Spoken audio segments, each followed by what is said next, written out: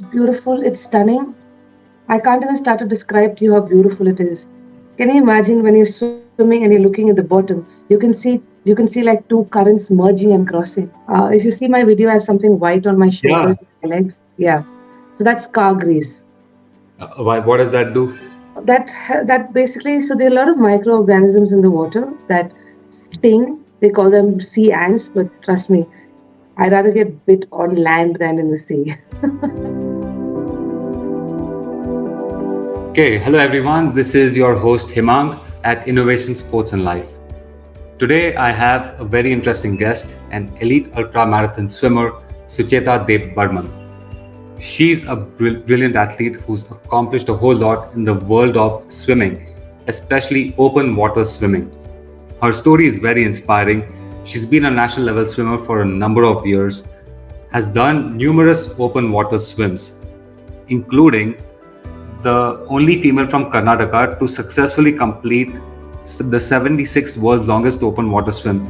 This was 81 kilometers in 12 hours. She has been the fastest Indian swimmer to complete the Worli Sea link to the Gateway of India. This is in Mumbai, 36 kilometers in 8 hours and 45 minutes.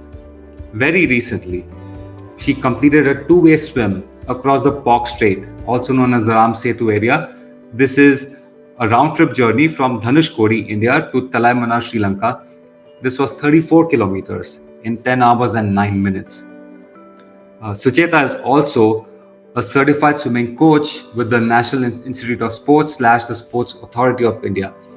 A huge wide range of accomplishments, and I'm so excited to have her with us today. Sucheta, welcome. Thank you for joining me.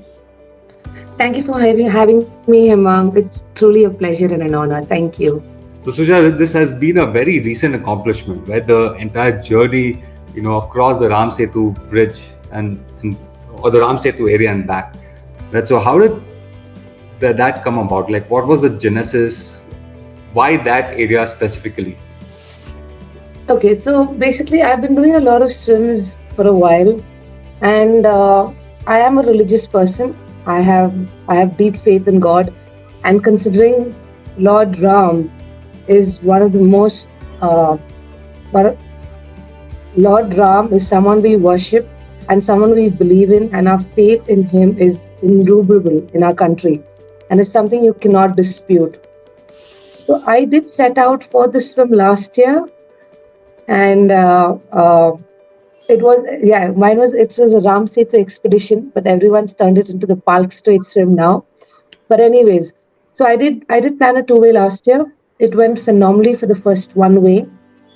On the way back, I actually had a very bad shoulder injury. And I just kept pushing on. And after my swim, I realized it was a very bad muscle tear. So it's okay. Ram Setu is not going anywhere. It's been around for centuries. So I got the opportunity to go back again this year. And yeah, I just went to finish what I started. The pictures that are there on various media outlets and including your own Instagram, they're very, very inspiring. I mean, but I have to ask you, the minute you land across Sri Lanka, do they check for a visa? What does that look like? No, no. So we cannot get on land. Okay, so we have to get the permissions from India, from our ministries, of course, and from Sri Lanka. So when we actually go there, we cannot touch land. So the boat has to be docked somewhere, like about which is called Taleminar, which is the tip point of the start of Sri Lanka. So we dock close by, maybe about a kilometer away from land, because also the boats are too big and it's very shallow water.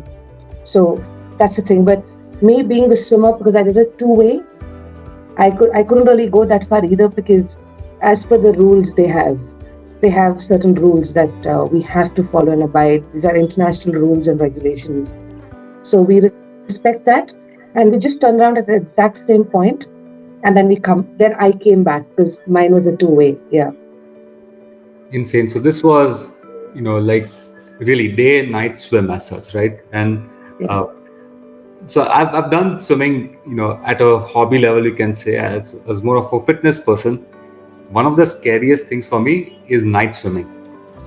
How do you how do you manage that night swims? Because here you're in the open water. It's not like you're in a pool where there's some lights, and uh, pool is a more controlled environment. Right? Here you can Yes, get anything. true. So, to be very honest, last year was when I attempted the two-way. It happened at night. That scared the daylights of me. It really, it was eye-opening. It was as an open water swimmer to experience that, and I'm really glad since I'm just starting off my career in open water swimming as an open water swimmer. It was great for me to have experienced that initially. So now I know how to deal with it. So to prepare for this particular night swim, I went to Bombay from Worli Sea to Elephanta, and I started at about 2 o'clock, so 2 a.m. So that gave me enough night exposure, enough night experience. But obviously, it's very different. You can't compare the Bombay, the Arabian Sea to the Indian Ocean. Uh, it's very predictable when you're closer to land, and it's unpredictable when you're in the middle of nowhere. So that is the Indian Ocean for you. That is Mother Nature. That is nature. You cannot uh, really say she's going to do this now or she's going to do that now, and she's going to make it smooth sail throughout. But that was a good preparation just for the night conditioning. And I would honestly recommend upcoming swimmers who want to do open water swimming. Remember, guys, you're in for this. Start preparing. It's doable. Of course, if I can do it, anybody can do it, hands down. Honestly, I have no doubts about that. It just needs a commitment. It needs focus, and you're right back at it. It's. I can honestly, again, I can do it. Anybody can do it. There's no doubt. So coming to actually your preparation for that, possibly, you live in Mm. Bangalore. Mm. And Bangalore doesn't have these really large open water bodies as such. Mhm. Mhm. How does one prepare for this? Because let's say one big thing which I can think of Mhm. is the water salinity level. Right? That if you prepare in pools for long distances, you're building yourself as such. But that's still like more chlorine water. You kind of know what the water feels like. The water goes out, goes in your through your goggles into your eyes. It's one thing, but this is saline water, and I'm guessing it changes across the sea, right, from the start, and you'll probably feel It that. does. What does that look like? It does. It does. So today, what I did was when I first started open water swimming, I was basically training in the pool. I was constantly training in the pool. My first open water swim, practice swim was Tunur. So a week before the open water swim, my dad drove me up there to that lake, and I swam. And it's fresh water, so it was kind of okay. Then my second swim was Goa, to actually know what a real sea swim was like, because I've been confined in the pool constantly, like you said. I have I've played around in the sea and stuff, but really not swam the way I am now. So Goa was an eye opener, and obviously I went there with my goggles all set and stuff. And touch wood, because I have been swimming for a really young age. I kind of know exactly what works and what doesn't. So I know that these goggles work for my eyes.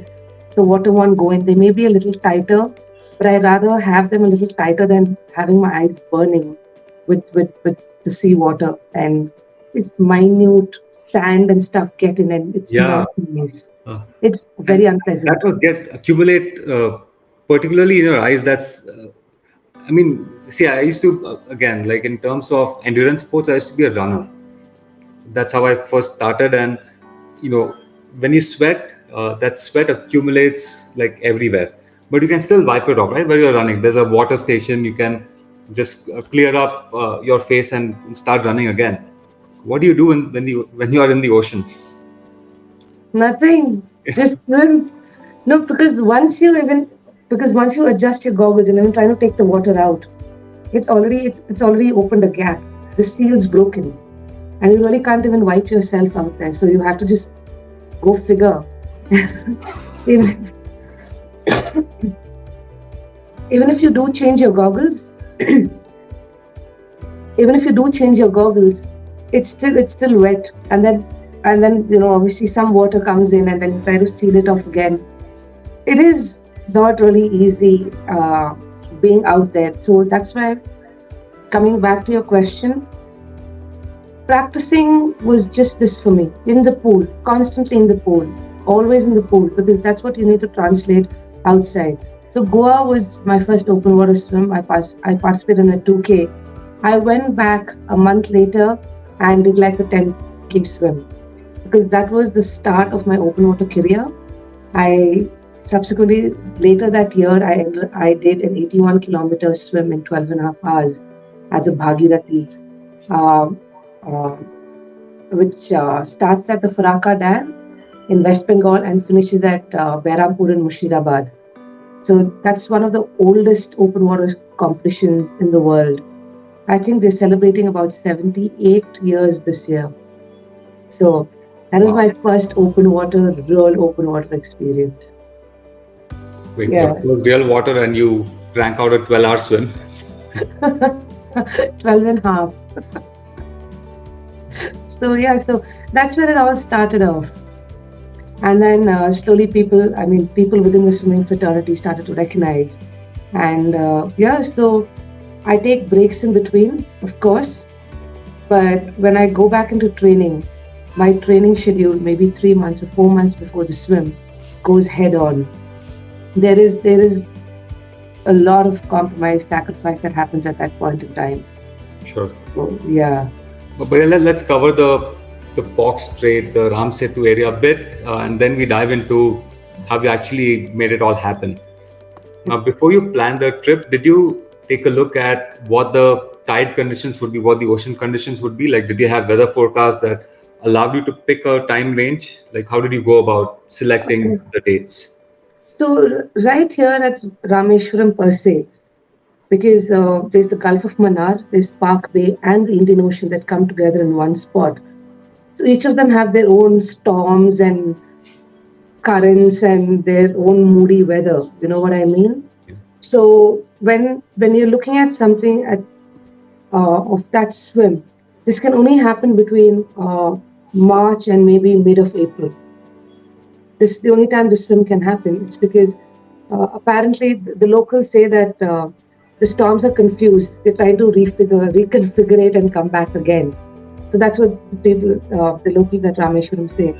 So this is the only time that you can actually swim, and this is the only time you actually have to pick a date. And yes, there is a lot of research that goes into it. There's a lot of study that goes into it. You just don't jump in. You just don't like say, "Oh, I want to swim tomorrow," and just jump in. Uh, so in the due process of me training, I also apply for permissions. We get permissions from the ministries, and like I said, the from Sri Lanka also, from the Indian ministries and Sri Lanka. So that takes time, that takes process. So while that is happening, I'll be training. So there's like ample enough time. And simultaneously, subsequently, I'm also doing research. There are a lot of things that we don't know that you actually go out there and experience yourself, which I did experience last year. So this year I went back with car grease and smelling like motor oil. If you see my video, I have something white on my Yeah. shoulders, my legs. Yeah. So that's car grease. Why? What does that do? That basically, so there are a lot of microorganisms in the water that sting. They call them sea ants, but trust me, I'd rather get bit on land than in the sea. So they are these microorganisms that you can't even make out, and they sting. They sting like really bad, and it goes through your entire body. So this year I got smart. I put on car grease and I swam, and that did actually mitigate a lot of things. One, my burn was less on my back. I was tanned, yes, but I didn't burn like I did last year. And also, I was able to like swim without getting stung and worrying about that. So yeah, It's that's how it is. That's how you learn. it's That's amazing because I would expect most people would have asked you that, hey, did you see sharks or dolphins or big fish and all that? But here you're like, no, no, no, it's these tiny ants which are more worrisome. Yeah, I mean, because everyone's asked me, were they jellyfish, were they Yeah. sharks? To be honest, there are worse things out there, And also during this time, from Dhanushkodi to Sri Lanka, there are about, I think, 19 islands. Now these islands come under the forest department because this is the time the tortoises come to breed. Okay. Yeah. So if they're around and they this and turtles snap, they have a lock jaw. Yeah. So if any of them would come around, they would just like latch onto you and not let go. So like I'm saying, there's so many things out there that people are so unaware of. And like I said, it's so unpredictable. So you never know what's going to happen when. The water is clear, the water is beautiful. You can see down to the bottom of the ocean, but you never know what's surrounding. Is that a good thing or a bad thing? Because you see the visibility, if it's so good, uh, particularly with goggles, that was a very unnerving fact for me, right? When I, like first getting used to goggles, you can see everything clearly, and you're like, shoot, I can see the bottom of the pool, and here you're seeing probably fishes, organisms, stuff you want to avoid. So I don't know if the visibility is a good thing or a bad thing. It works both ways, to be honest. It's beautiful, it's stunning. I can't even start to describe to you how beautiful it is. Can you imagine when you're swimming and you're looking at the bottom, you can see like two currents merging and crossing. Okay, so that's how beautiful it is. So the Indian Ocean is like, if you've seen my pictures, it's this beautiful blue. It's like magnificent. So you have like the blue Indian Ocean, which is I mean, it's so blue. It's just beautiful. I can't even describe. I've never seen such amazing colors together. And then you have a dark blue water that comes in, like dark blue, like navy blue, like navy blue currents just flowing in this way, and then you have a brown water flowing in that way. Just convulging and just flowing through. It's yes, I would love to have my eyes open to see those things, and experiencing those is beyond anything else. We don't see these things from the outside. You experience them when you're in the water. That's really an Uh, amazing takeaway for you. Uh, well, I was actually looking forward to those, but this time not much actually. Uh, I swam much earlier this time, and the tides. It's going to change in the next few. I think it should be changing by now. The currents and tides start changing again. So what I didn't see, I think a lot of swimmers will be experiencing that later on in the next 2 weeks. So oh, very cool. it's beautiful. I mean, that's the best thing about these things. It's beautiful. I can't tell you. The unknown can be frightful at the same time. The complete opposite of beautiful, stunning, unbelievably indescribable. I would say. So you mentioned about the tides changing, all that, and you would have seen those like even like during the course of your swim. Sometimes I'm assuming it was much easier, and I think I read somewhere that the nights were very difficult at your end, right? Like wind and waves and all that. Is there any way you can prepare for that, and how did you overcome that during your actual swim? Uh, so what happened at night with me this time was what I experienced in the day last year. And I was told that, like I said, because it's so unpredictable, the fisherman said it's going to be a little rough the next day. So the night is going to be calm and smooth. You have nothing to worry about. So I was like, okay. So I was prepared for the night and I was prepared for the next day, knowing if it gets rough, I know I need to have more fuel to push through for the next day. So mentally you prepare, but like I said, it's the unknown, unpredictable. Things change. You cannot control it. And that is what happened. The night was exactly what I was expecting the next day. Rough, brutal, you know, just not okay. it it was it was really hard because you probably know fish are attracted to light. So my boatman had a torch on me, and then he suddenly saw like really big fish coming close by. So he put off that torch. Then I had a blinker light on me, on my back, and then fish started coming and nibbling on my legs because they were attracted to the light. So I had to take that light off. And then it started getting really, really, really violent and very dangerous. So the only thing left was the whistle. So it's my boatman and his son on a dinghy, and the only thing we have is my whistle. Is the whistle that Kishok, my boatman's son, was whistling, so I could hear him swim.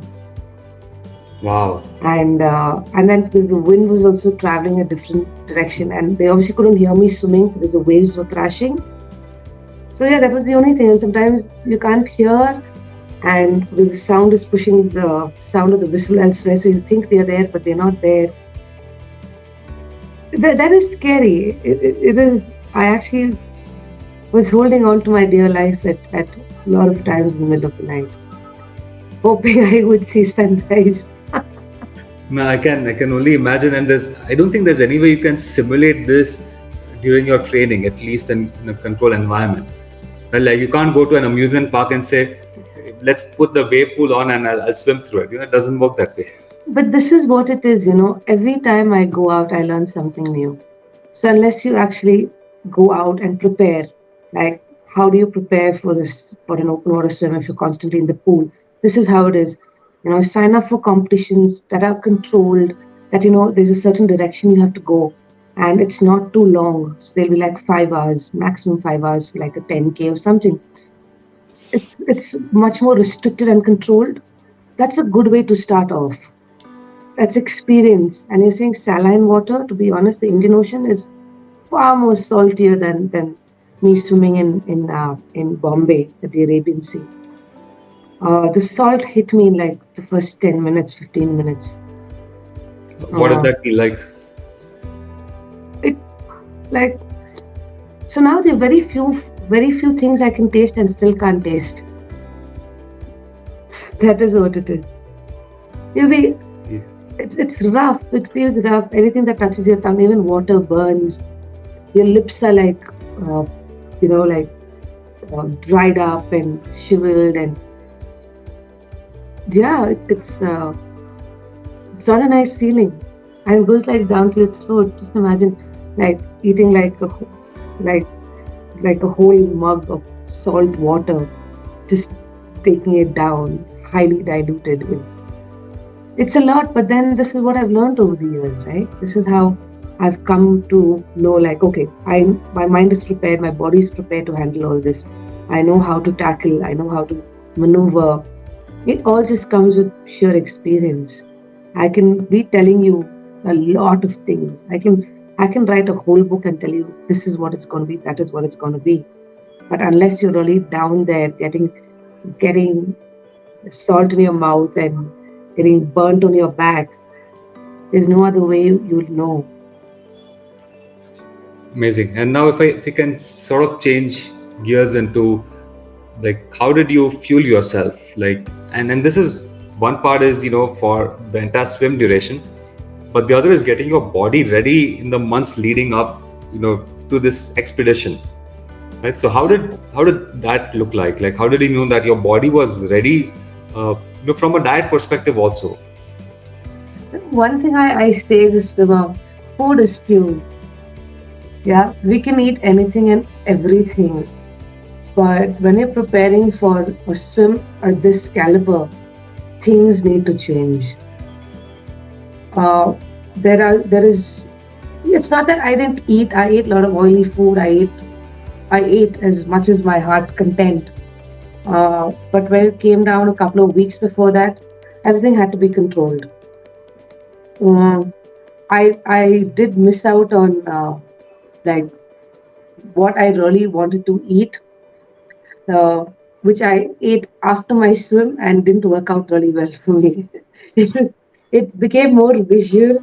It was more visual than actually what the body could actually sustain. So during training, it's a lot of carbs, a lot of protein, fiber. I mean, you figure out what works for you. I mean, you can have a set nutrition plan, but sometimes you feel something doesn't work a certain way for you. Uh, it takes time to adjust into it. And like I said, I'm still learning. After swimming for 3 years, I'm still learning what works for me. Sometimes I feel like, oh my God, I ate this and it's not working out. My recovery is slower. What happens with my body? is far different from how it used to react couple last year also. I can see the transformation of my whole body change in time. Okay. Hima, now we have the dry waist guy coming. Ah, He's going to be playing the famous IPL music. oh, really? That's his tune to get people out for the drivers collection? No, let They it come be. anytime they want. So I'm just telling you this like a puzzle. So they come anytime they want.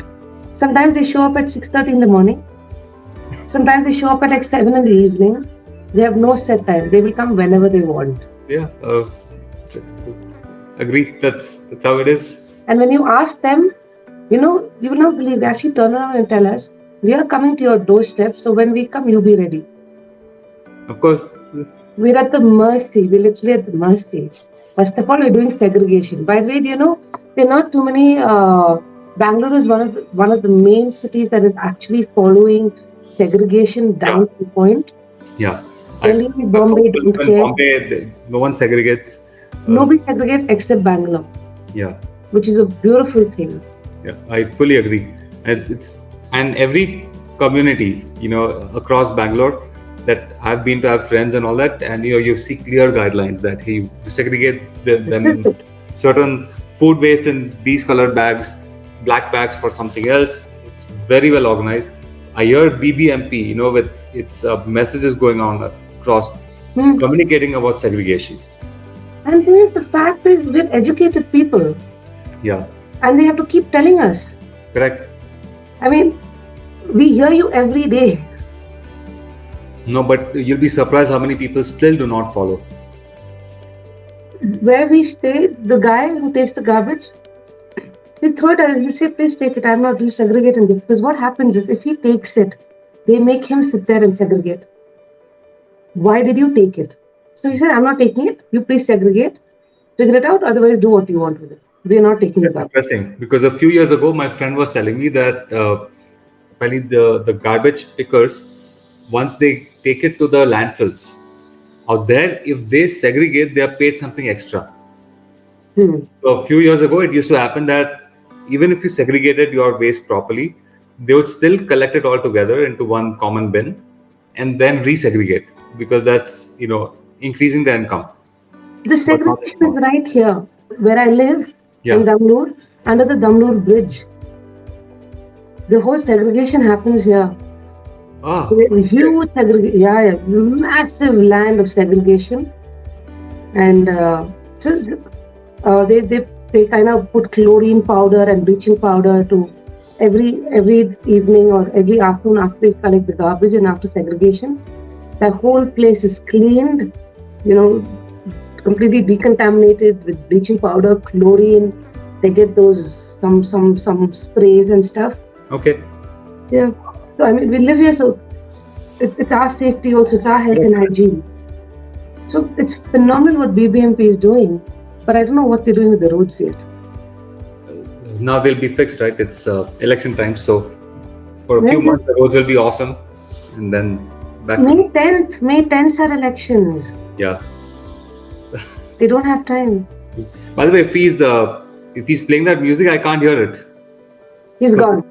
yeah, so I heard something, but it's this is the audio noise cancellation I was telling you about. They're very good at removing. Yeah.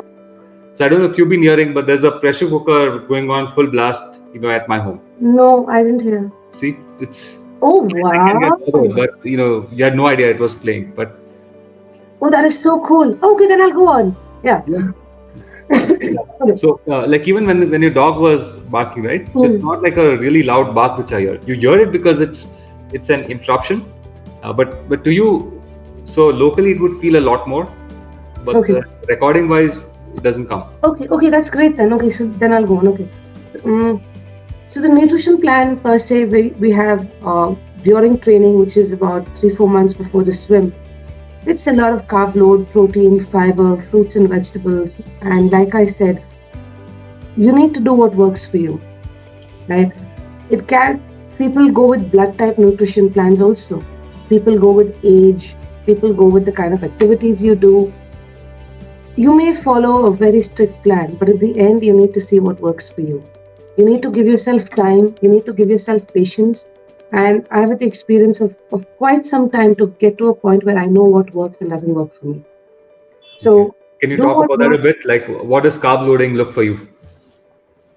Dal chawal, sabji, like ragi, meat, chicken, mutton, fish, eggs.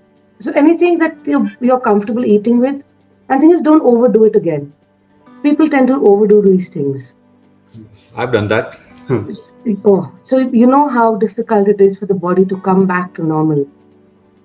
It, It and the reason yeah. is the popular press, right? When they talk of carb loading, I think I shared with you earlier that for my first marathon, the night before that, my friends had told me, "Hey, you better carb load," and I didn't know what carb loading was. And they said, you should be eating one large pizza by yourself, have some extra pasta if you can, and so on.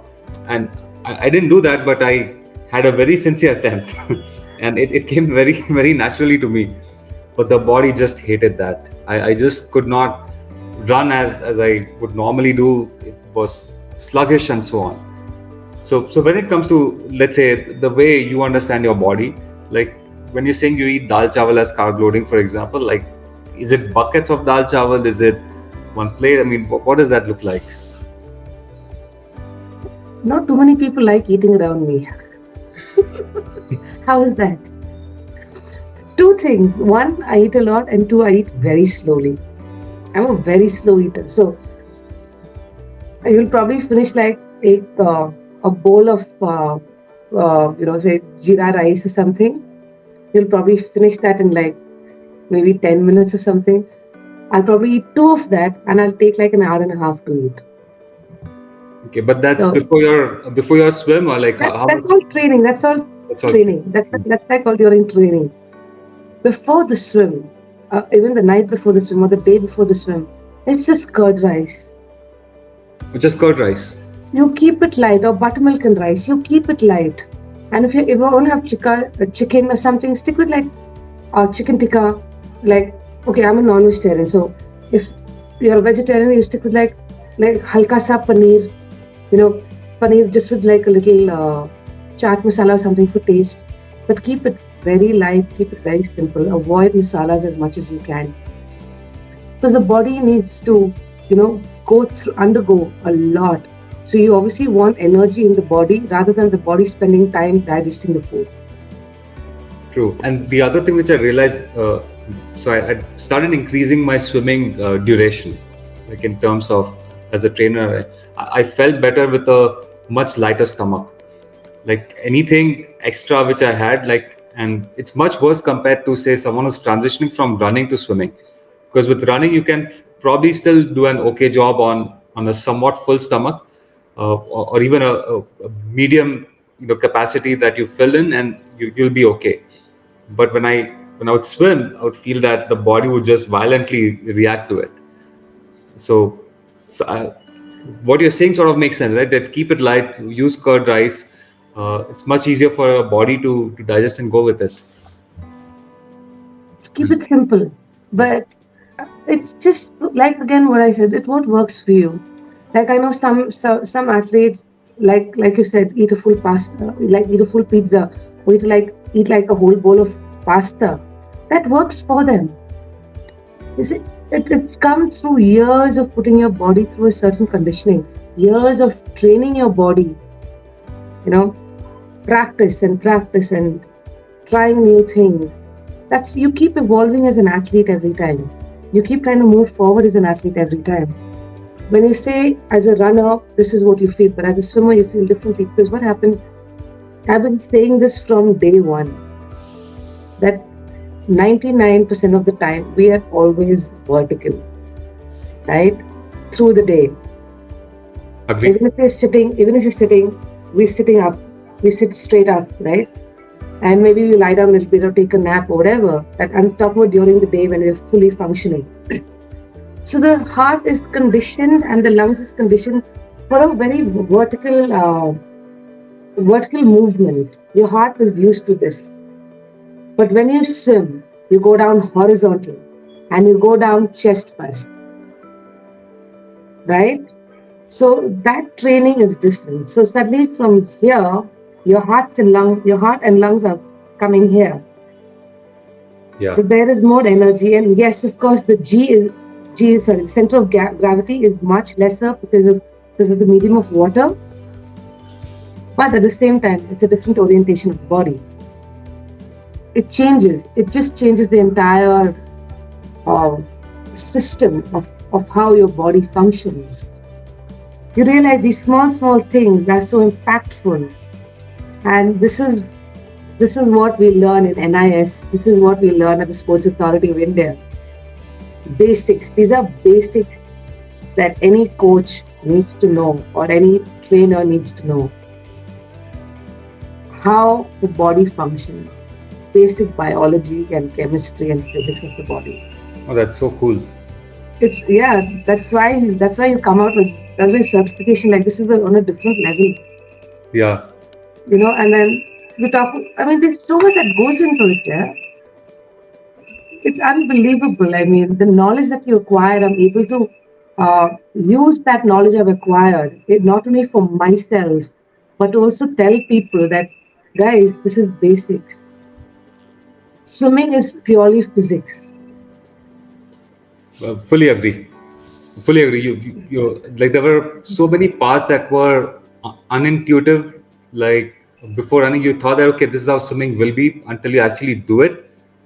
And like doing it over endurance, some of these things are a lot more clearer. You become a more efficient swimmer also that way. An efficient athlete. True, true. Well said. Well So said. that's the thing. So there's no harm getting a basic nutrition plan, but again, work around it, see what works. Like if you say, okay, chawal works well for me, but maybe chawal rice won't work well for someone else.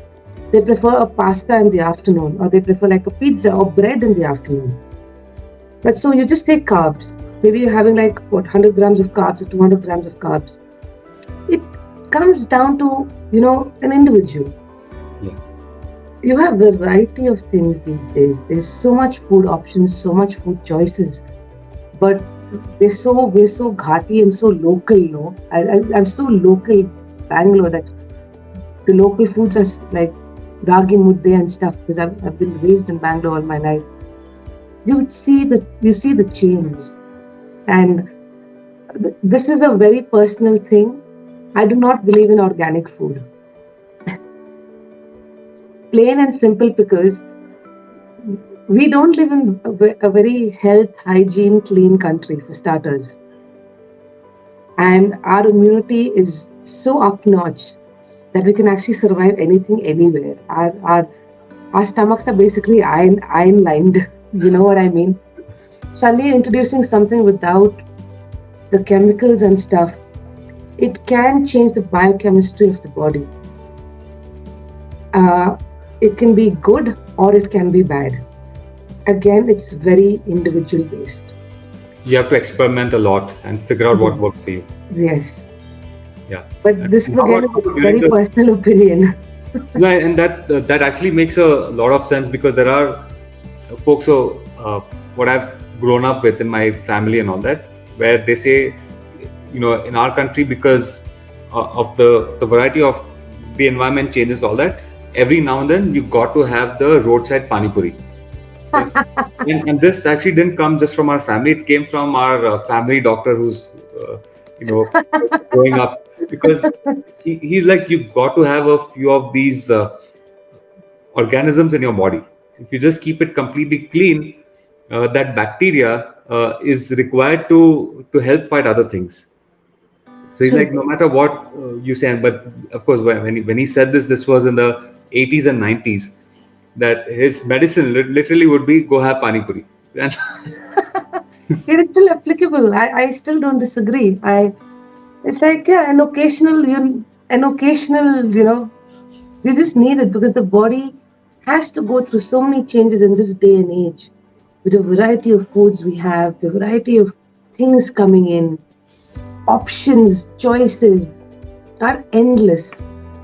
Are endless. It's like today I feel like I don't feel like having the Pizza Hut pizza. I feel like having the Domino's pizza. You know what I mean? Yeah. A pizza is a pizza, but you and I both know how different they are in True. taste and flavors and everything. So it's small things. The variety out here. So it's both the fuel that you put inside your body and how you adapt mentally to what's going on. And on that note, I was hoping we could touch upon like how you built up your mental tenacity and conditioning, both for all across, right? Because a swim like this requires tremendous willpower. So what I say is it's all in the mind. And trust me, there are a lot of sacrifices I have made. There are a lot of sacrifices my parents have made. You know, sometimes you cannot afford distraction. You just can't afford distraction. And there are a lot of times I had to consciously, very consciously, cut some people out of my life because they were not conducive at all. No regrets. It hurts that I had to do it, but there are things you need to do to get there. And it's emotionally draining and it's mentally draining, but I know I knew what I was getting myself into. Swimming a two-way, I had to make a choice. You There need to would have make been hard people that choices. there would have been people that didn't believe in this goal, right? And there must have been a lot of naysayers that why do this thing? What are you trying to accomplish? Was So the noise like that, or was that there are a more lot of internal? things. See, there are a lot of things. A distraction can come in many, many ways. And when it starts to have a negative effect on your mind, on your mental conditioning, it automatically also starts showing in your body. Your body too starts to imitate the mind. The mind is restless, the body becomes restless. It's a whole butterfly effect. It's a chain reaction, one thing leads to the next. Sacrifices are hard, but like I said, it takes a lot to get to have done what I did. There are moments of weakness, of course. We're all human, uh, but that's the thing. I'm constantly surrounded by positive people. My parents are very positive. I have Lola, a beautiful Labrador in the house. You know, there's so much love and affection, and I have very few friends in my life. And positive influence, the positive impact helps you get to where you are today. So, yes, it's not easy, but some things you have to do to be mentally 100% fit to conquer something like this. And this was like say in the past year that you made an overhaul, or Yes, this is yeah. So a lot of changes have happened over the last 3 4 months. It takes a lot. Yes. and that prepares you for the actual event and hopefully for the life as well, right? That I think this learning will stick along, that anything meaningful doesn't just come to like pure executing, let's say in the physical sense, right? It requires your mind, body, energy, everything all aligned in one direction. It's all in the mind, Hemang. Very important. I mean, I wouldn't say I was in the best level of fitness, but it was the mind that actually took me through. The mind pushed me through. It took me up up and back back home. That is Insane. Insane. yeah. Now, so when I used to run and on some of these long runs, I would, when your body is not feeling that great, the way to trick your mind is like you spot an object. So I'd be like, I'll look at a light pole. I'm like, I'll run to that light pole and then dekh lete hain. And then you reach that light pole and you're like, चलो अभी आगे वाला light pole तक भागते हैं and then देख लेते हैं. That was the approach. What do you do in an open water swim? At least in my pool, I have like, okay, I'll go to one end and then if required, you can break. Nothing here. Yeah. Swim. Just swim. And one of the most important rules of open water swimming is you cannot touch the boat, you cannot touch someone, no one can hold you, nothing. So any of that happens, you're disqualified, you're done. That's it, forget it. Just forget it. Turn back and just Wow. come back. So there are a lot of rules that we need to follow. There are a lot of rules we need to abide. We go one, two, three, four, five. Whether anyone's watching or not watching, remember there's something that's going to be in your mind. You have to have a clear conscience when you do things like this. Follow the rules, abide by the rules. So this is today. I've been put on national television, and I'm there with a very clear conscience, and I know what happened. I know what I went through. Literally, almost thought I would never come back home to be able to be here and speaking with you. So you can't do anything. You just have to swim, go figure, or just you know ch- uh, do what you need to do at that moment of time. It's a make or break because the mind is really strong. You can just break in 1 second, or you can overcome anything in 1 second. In fractions, basically, fractions of seconds. You either do or don't. You How does push one build or up you to don't. that? How does one build up over time? It's a very individual thing. It's all here and it's all in your heart. It's a very individual perspective. You can either do it or you don't do it. I can keep inspiring you to swim. You can keep inspiring me to start running one day, but it's how you use that inspiration to benefit yourself and inspire people going forward. It's very simple as that. So here it's a very black and white situation. Yeah. But I think you have to start with something. You have to stick to one goal, get it done, then push it a bit further. Again, if you are aligned to it, that's when pushing further makes sense. You have to start somewhere, and there's no like start tomorrow, tomorrow, tomorrow, tomorrow. And thing is, even if you do start tomorrow, you need to be consistent with it. People like, okay, I'm gonna start tomorrow, and they hit the gym or start running or cycling, and they're at it like for like a week, and then there's nothing going on at all. Uh, there's You cannot just suddenly spike up. There's a certain rise one needs to follow. There's certain the body is adapting to something new, and everybody's working, and all. Some of you may be sitting at home, work at a desk job. Some of you are probably doing marketing, going to different places, traveling. So how are you putting all that together? You know, Yeah. you suddenly can't just go like whoosh. Body won't take it. It's a step by step process, and it requires a lot of patience. Patience is really important, and giving yourself time.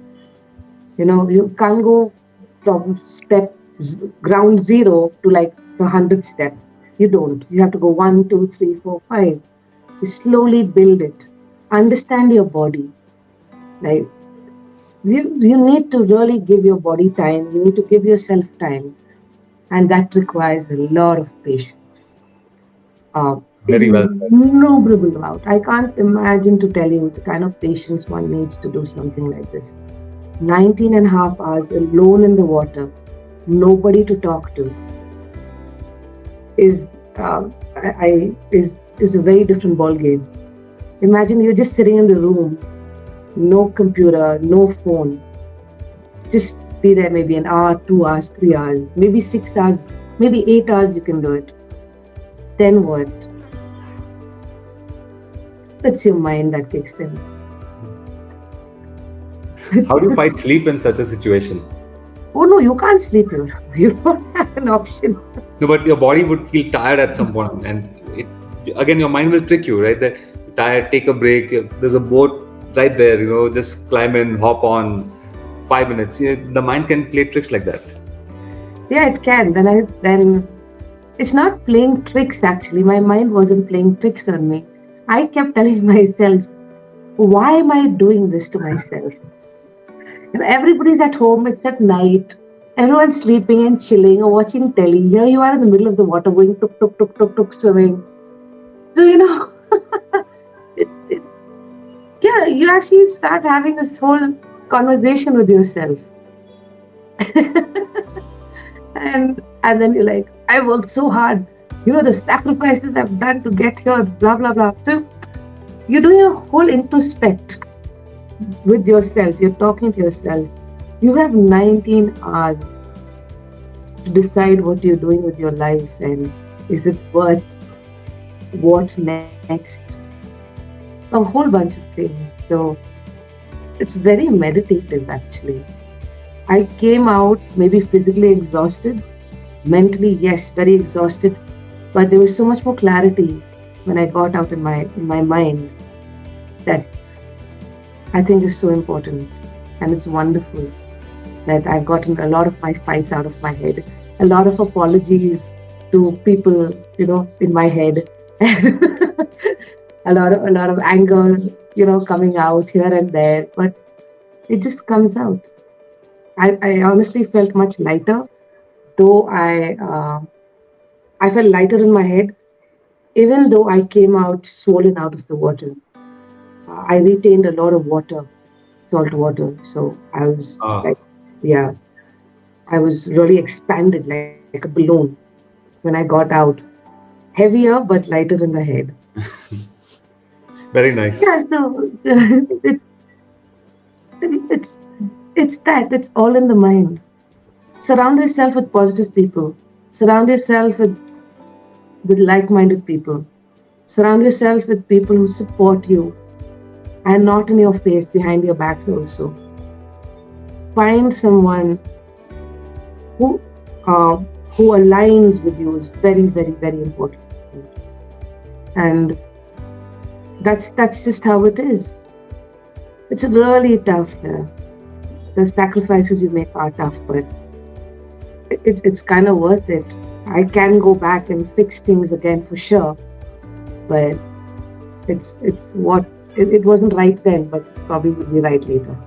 Just that. Thank you, Sucheta. I think you are going to inspire so many people, like just by I what hope you so. accomplished. I hope so. I really think so. And I think one very quick thing, I know you're a part of, you support many NGOs, and the learning that you have, this transformation that you've experienced, not just because of this Palk Strait two-way thing, but overall, like, I think that's driving so many of your initiatives. What are those, and how can we support them? Ah, I'm a founder of this relationship I'm a founder of this foundation called Open Water Swimmers Foundation that I started with a fellow swimmer, Rana, and with that we've also found a lot of people in tune with our vision of open water swimming. And what we do is we swim to revive nature. So everybody within this community and everybody uh, has aligned with us in what we want to do. So open water bodies, if we talk about the city and stuff, a lot of the lakes are not very clean. Uh, there's a lot of sewage, a lot of chemicals, a whole bunch of things happening, that cause an imbalance in the eco life, in the marine eco life. And then we have freshwater lakes, and then we have the seas, then we have the rivers. We see people going everywhere, doing having a picnic, and just throwing everything around. So what we do as Open Water Swimmers Foundation, the swimmers, we go into the water and we clean, we remove the plastic or the bottles and everything in the water. And people who don't swim can also come with us and clean the periphery of the lake. So they clean the outside of the lake and we swimmers clean the inside of the lake. This Wow. is this is what we do.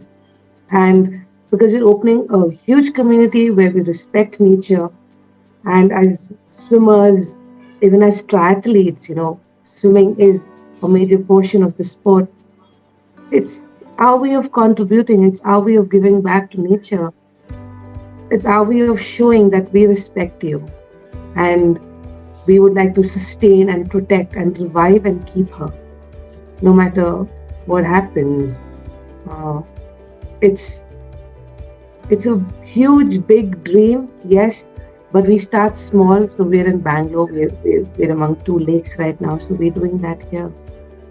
Maybe later on, with more recognition and more due processes, we'll probably be able to go out and have more support and more people and a bigger community, a larger community to help us achieve our goals, our vision more per se. It's a very inspiring goal, Sucheta, Thank you. and Bangalore is one of the apt places for that, right? I mean, we have so many lakes that need rejuvenation. There's a lot happening, but still, the civic sense that few of us have, some of us are ignorant, some of us are litter friendly. I think this initiative is required very Uh, much. like I'm saying, we would also like what OWSF wants to do is create an awareness. We would really like to create awareness because the awareness starts at home. Yeah. It starts at home. Uh, the children at home. I have nieces and nephews, and they watch us and they learn. Like if they see bhabhi like throwing something like that, I notice they will do the same thing. But if bhabhi picks it up and keeps it clean, the kids follow. The kids watch what we do and learn. So we need to inculcate that at home. Start at home. Teach them the value and respect of water. That we take things for granted.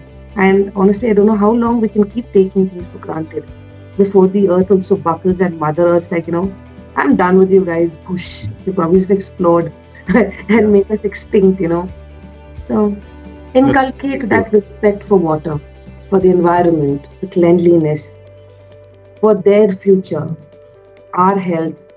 You know, it's the future. It's the future generations taking over. They need to be very well prepared and equipped. So yeah, that's us. No, thank you so much, Sucheta. I think this journey that you've shared fully across, I mean, everything that you've accomplished is just mind blowing.